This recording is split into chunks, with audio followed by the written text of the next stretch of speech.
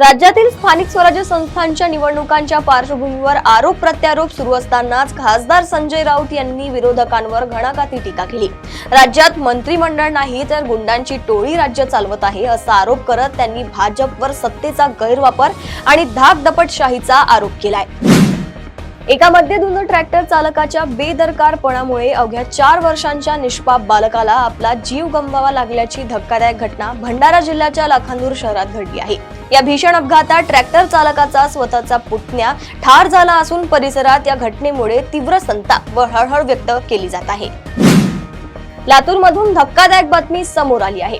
ऊस तोडीसाठी वापरण्यात येणाऱ्या हार्वेस्टर मशीनमध्ये अडकून लातूरच्या औसा तालुक्यातील आशिव येथील शेतकरी शंकर प्रभाकर सावंत या 40 वर्षीय शेतकऱ्याचा दुर्दैवी मृत्यू झाल्याची हृदयद्रावक घटना घडली आहे।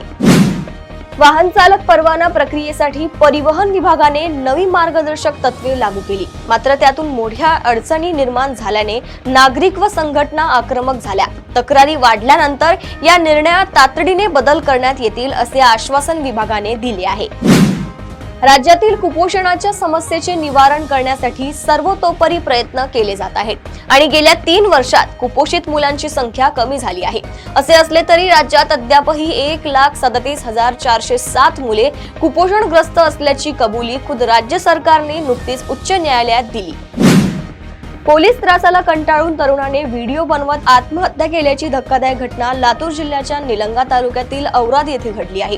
तपासाच्या नावाखाली घरातील महिला व नातेवाईकांशी अर्वाच्य भाषेत वागणूक दिली जात असल्याचा आरोप करत या तरुणाने आपले जीवन संपवले।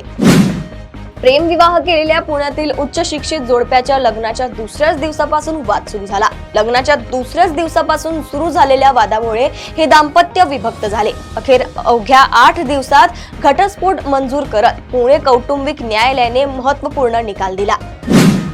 नागपूरच्या हॉटेल प्राइड चौकातील डाबो क्लब जवळ 2 गटात झालेल्या हाणामारीत 28 वर्षीय प्रणय नन्नावरेची निर्घृण हत्या झाली। या घटनेत 34 वर्षीय गौरव कार्डा गंभीर जखमी असून त्याच्यावर खासगी रुग्णालयात अतिदक्षता विभागात उपचार सुरू आहेत। प्रवासी आणि माल वाहतूक वाहनांची सुरक्षा आणि तांत्रिक सक्षमता तपासण्यासाठी आता प्रादेशिक परिवहन विभागाने अत्याधुनिक पाऊल उचलले आहे।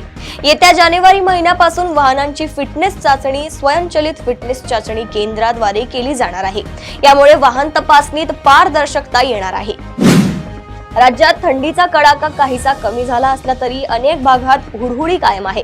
काही ठिकाणी तापमान 10 अंशाच्या खाली असून चढ उतारांनंतरही थंडी टिकून राहण्याची शक्यता हवामान विभागाने व्यक्त केली आहे। प्रदेशातील अशाच टॉप 10 बातम्या मी साक्षी आपल्यापर्यंत पोहोचवत राहील। तोपर्यंत बघत रहा देशोन्नती। नमस्कार।